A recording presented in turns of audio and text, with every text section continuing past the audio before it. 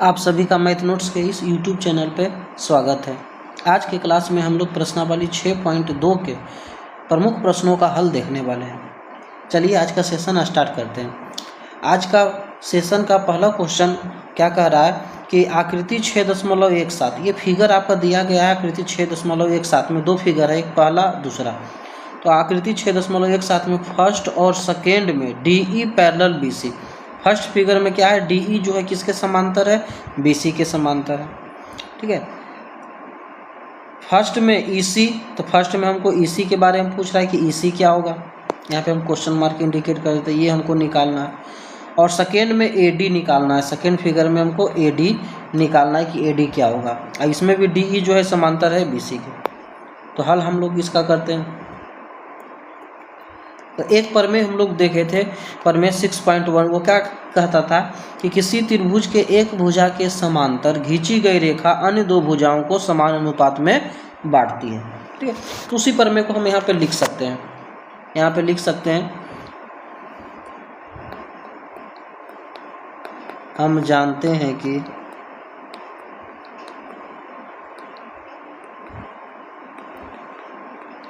किसी त्रिभुज के एक भुजा के समांतर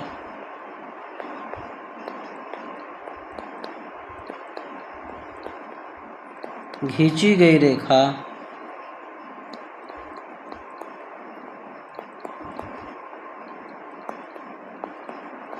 अन्य दो भुजाओं को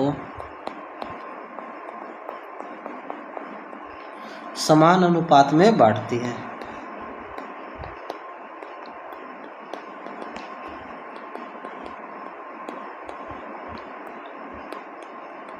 ठीक है। तो हम लोग क्या जानते हैं कि त्रिभुज के एक भुजा के समांतर खींची गई रेखा ने दो भुजा को समान अनुपात में बांटती है। प्रमेय 6.1 था। तो पहला फिगर में यदि देखते हैं ध्यान से, तो फर्स्ट में क्या दिया हुआ है कि DE जो है समांतर है, किसके समांतर है, तो BC के।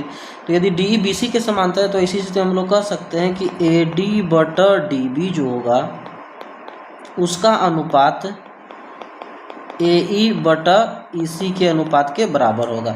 यानी यहाँ से यहाँ AD का अनुपात किससे, DB से, साथ ही साथ AE का अनुपात किससे, तो यहाँ EC से।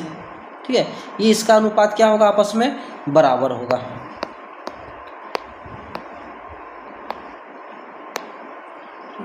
तो यहाँ पे इस फिगर के अनुसार AD कितना दिया हुआ है, तो AD दिया हुआ है 1.5 सेंटीमीटर, बट DB कितना है, तो DB 3 है। AE कितना है, तो AE 1 है। और EC हमको नहीं मालूम है, तो इसको मान लेते कितना, x मान लेते। दशमलव हटाएंगे, दशमलव कारण 1 0 नीचे में जाएगा। 15 से कैंसिल करेंगे तो ये 2 बार में।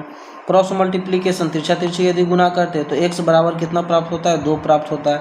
और यह जो है इसी के मान के बराबर है। यही क्वेश्चन में पूछ रहा है EC क्या होगा, तो EC जो होगा 2 सेंटीमीटर होगा। और यही पहला क्वेश्चन का आंसर हो जाएगा आपका। अब बढ़ते हैं अगले क्वेश्चन, क्वेश्चन नंबर सेकेंड के तरफ।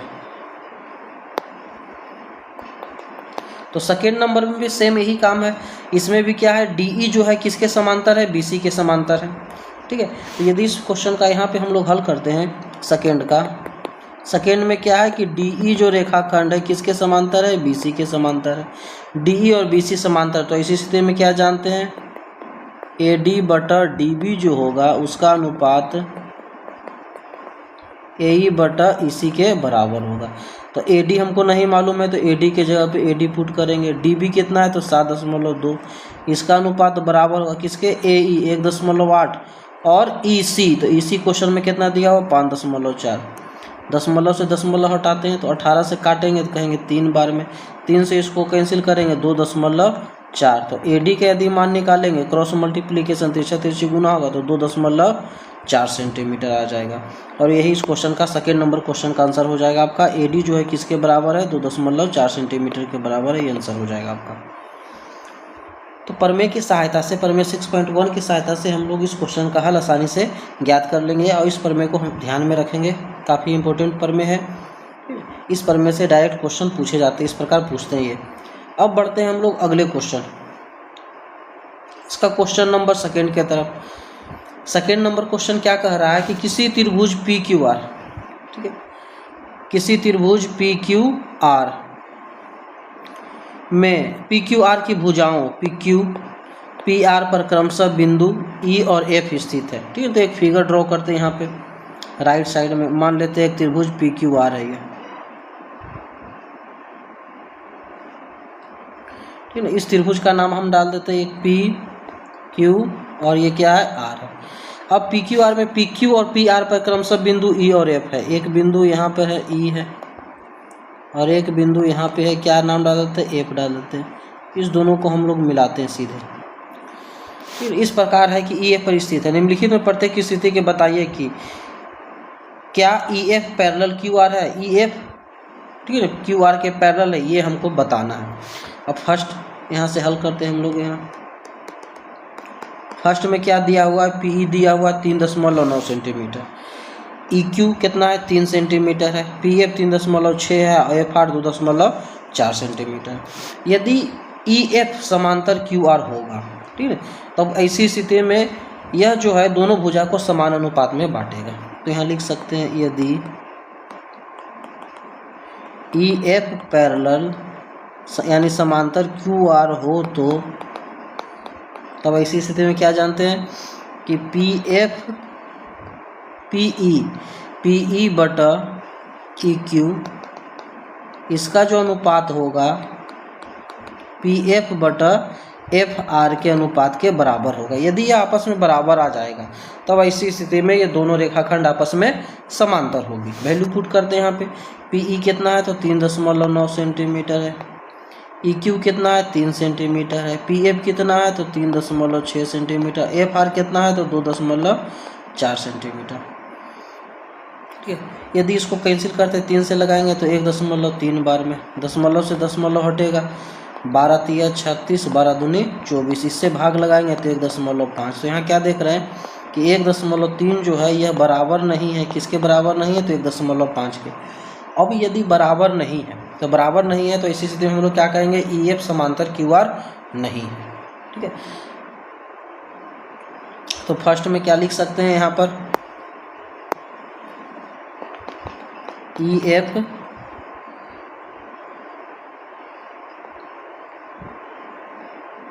क्यू आर के समांतर नहीं है,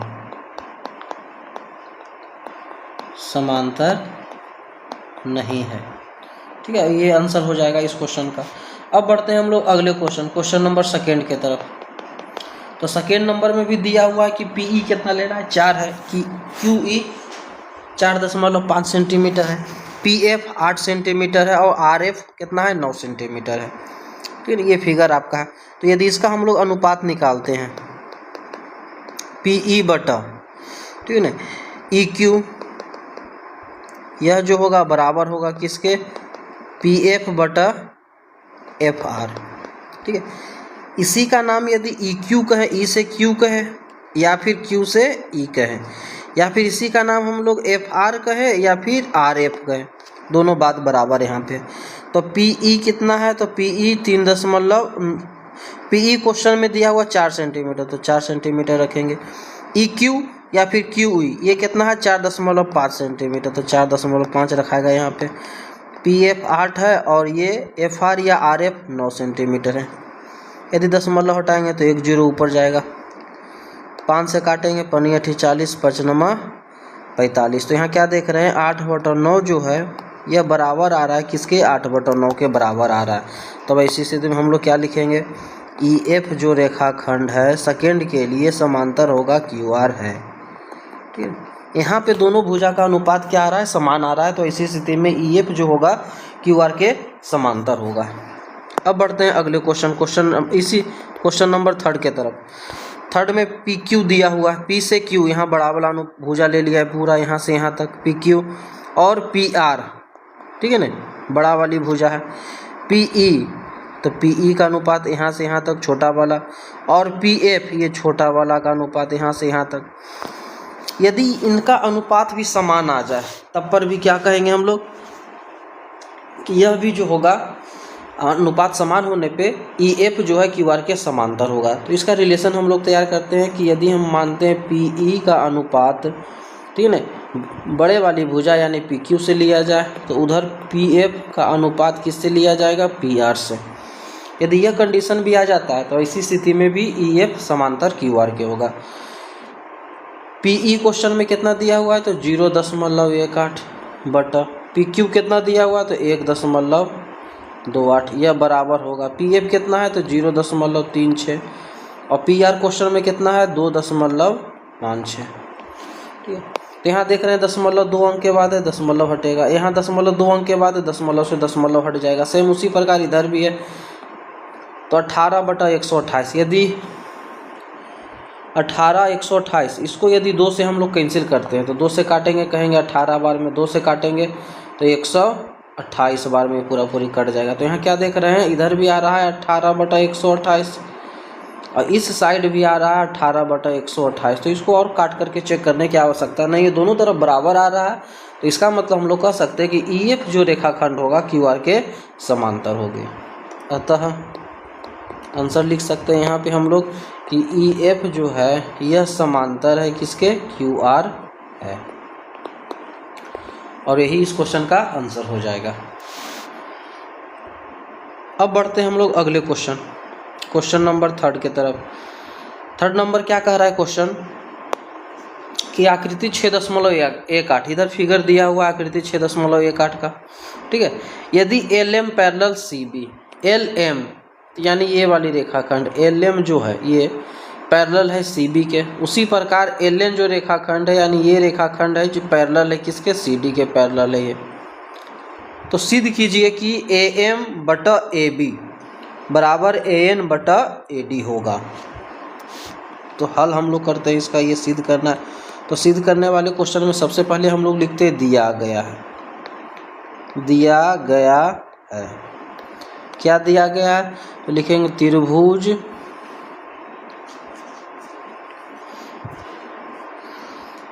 त्रिभुज ए बी सी में, ठीक है, ए बी सी में एम एल जो है पैरेलल है किसके, बी सी के, तथा त्रिभुज ए सी डी में L N parallel C D है, ठीक है, ये पैरेलल है, समांतर है। L M L parallel B C है और L N parallel C D है, ठीक है। इतना बात दिया गया, उसके बाद क्या करना है, हमको सिद्ध करना है। तो यहाँ लिखेंगे हम लोग सिद्ध करना है। क्या सिद्ध करना है, ए एम बटा ए बी इसका जो अनुपात होगा ए एन बटा ए डी के अनुपात के बराबर होगा, ठीक है। अब हम लोग चलेंगे प्रमाण में। तो प्रमाण में हम लोग प्रमेय 6.1 का यूज करेंगे। तो उस प्रमेय को हम लोग लिखते हैं, हम जानते हैं कि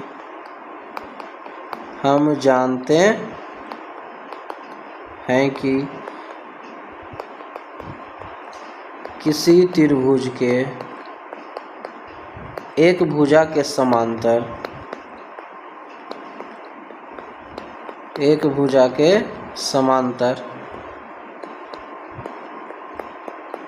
खींची गई रेखा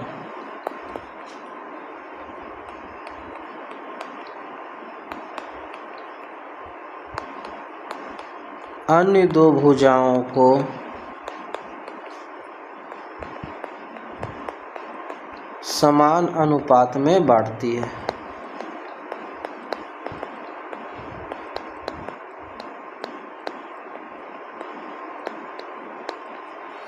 ठीक है, हम जानते हैं कि किसी त्रिभुज के एक भुजा के समांतर खींची गई रेखा अन्य दो भुजाओं को समान अनुपात में बांटती है। तब यहाँ पे हम लोग कह सकते हैं कि त्रिभुज ए सी डी में, ठीक है ना, ए सी डी में, ये वाला त्रिभुज चलते हैं फर्स्ट जिसमें हम इंडिकेट करते हैं।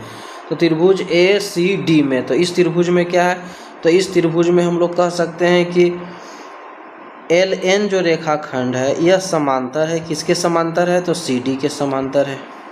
ठीक है। तो सी डी के यदि समांतर होगा तो हम लोग कह सकते हैं कि ए एन बटा एन डी का जो अनुपात होगा ए एल बटा एल सी के बराबर होगा। ऐसे हम लोग मान लेते हैं, फर्स्ट मान लेते हैं, ठीक है। उसके बाद आगे हम लोग लिखेंगे पुनः त्रिभुज, उस त्रिभुज बगल वाला यानी त्रिभुज ए बी सी में, ठीक है ना। तो इस त्रिभुज में क्या है, तो इस त्रिभुज में एम एल जो रेखाखंड है यह समांतर है किसके, तो बी सी के समांतर है। तब ऐसी स्थिति में क्या होगा, तो ऐसी स्थिति में हम लोग कह सकते हैं कि ए एम बटा एम बी का अनुपात यह बराबर होगा किसके, ए एल बटा एल सी के अनुपात के बराबर होगा। और ये इसे हम लोग सेकेंड मान लेंगे। अब दोनों समीकरण की हम लोग तुलना करेंगे, फर्स्ट और सेकेंड दोनों समीकरण का हम लोग क्या करते हैं, तुलना करते हैं। तो यहाँ लिखते हैं, इसके नीचे लिखेंगे आगे हम लोग फर्स्ट तथा सेकेंड की तुलना करने पे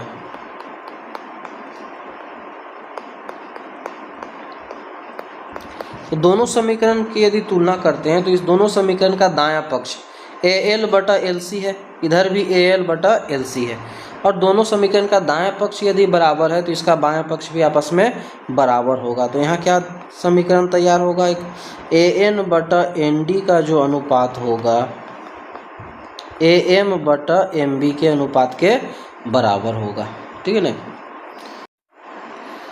उसके बाद हम लोग क्या करते हैं, ये जो हमको एक इक्वेशन तैयार हो रहा है, मिल रहा है ए एन बटा एन डी बराबर ए एम बटा एम बी, तो इसको हम लोग पलट देते हैं। यानी इसे हम लोग यदि पलट कर लिखते हैं तो इसको लिख सकते हैं एन डी बटा ए एन बराबर एम बी बटा ए एम, ठीक है ना। पलटने पे वैल्यू में किसी प्रकार का कोई चेंजेज नहीं आएगा, इसके अनुपात में किसी प्रकार कोई बदलाव नहीं होगा, ठीक है। अब यहाँ पर हम लोग क्या करते हैं कि इसके दोनों तरफ हम लोग क्या करते हैं, अपना मन से एक जोड़ देते हैं, क्योंकि हम जानते हैं कि कोई भी चीज़ यदि समान दिया हुआ है तो उसके दोनों तरफ हम समान मात्रा में अंक जोड़ सकते हैं, अंक घटा सकते हैं, गुना कर सकते हैं, भाग कर सकते हैं। ये हम लोग पढ़े हुए हैं अभिगृहित में। यदि कोई चीज़ बराबर है तो बराबर में हम समान जोड़ सकते हैं, समान घटा सकते हैं। समान का मतलब इक्वल, यदि हम इधर एक जोड़ेंगे तो इस तरफ भी एक जोड़ेंगे तो उसके मान में किसी प्रकार का कोई परिवर्तन नहीं आएगा। तो यहाँ पे हम लोग लिखते हैं दोनों तरफ एक जोड़ने पे, दोनों तरफ एक जोड़ने पर। उसके बाद आगे हम लोग यहाँ से सॉल्व करते हैं, दोनों तरफ एक जोड़ने पे। तो एक जोड़ते हैं यदि, तो यहाँ पे एक इक्वेशन तैयार हो जाएगा, एक एन डी बटा ए एन प्लस 1 यहाँ आ जाएगा। उसी प्रकार यहाँ भी लिख देंगे एम बी बटा ए एम प्लस 1। एलसीएम निकालेंगे तो ए एन होगा एलसीएम, ऊपर में आपका एन डी, इधर एक से भाग लगाने पे ए एन शेष बचेगा। यहाँ पे ए एम यहाँ होगा आपका एम बी प्लस, इसके नीचे कुछ नहीं तो एक से भाग लगाएंगे ए एम को एक से गुना करेंगे ए एम। अब फिगर को ध्यान से देखते हैं, N D plus A N, N D यहाँ से यहाँ तक है, N D plus A N. यदि इस दोनों को जोड़ते हैं हम, एन डी और ए एन को जोड़ते हैं तो हमको क्या मिलता है, ए डी मिलता है। तो इसके बदले में हम लोग ए डी लिख देंगे, ए डी बटा ए एन, यह बराबर होगा सेम उसी प्रकार M B plus A M, M B यहाँ से यहाँ तक M B plus A M. यदि इस दोनों को जोड़ेंगे तो जोड़ने पे कौन सा फिगर हमको मिल रहा है, कौन सी भुजा मिल रही है, ए बी मिल रही है। तो इसके बदले में हम लोग ए बी लिख देंगे बटा ए एम। पुनः इसे वापस यदि हम पलट देते हैं तो पलटने पे क्या हमको मिलेगा, ए एन बटा ए डी बराबर ए एम बटा ए बी। और यही हमको क्या करना था, प्रूव करना था। यहाँ पे ए एम बटा ए बी बराबर ए एन बटा ए डी, और ये क्या हो जाएगा आपका क्वेश्चन प्रूव्ड हो जाएगा। तो इस प्रकार हम लोग इस क्वेश्चन का हल कर सकते हैं। इन सभी क्वेश्चन के हल में यदि कहीं भी दिक्कत है तो आप वीडियो को दोबारा देखें और उसे समझने का प्रयास करें। इन सभी क्वेश्चंस का आप जितना रिवीजन कीजिएगा ये सभी क्वेश्चन आपके लिए उतना ही आसान होगा।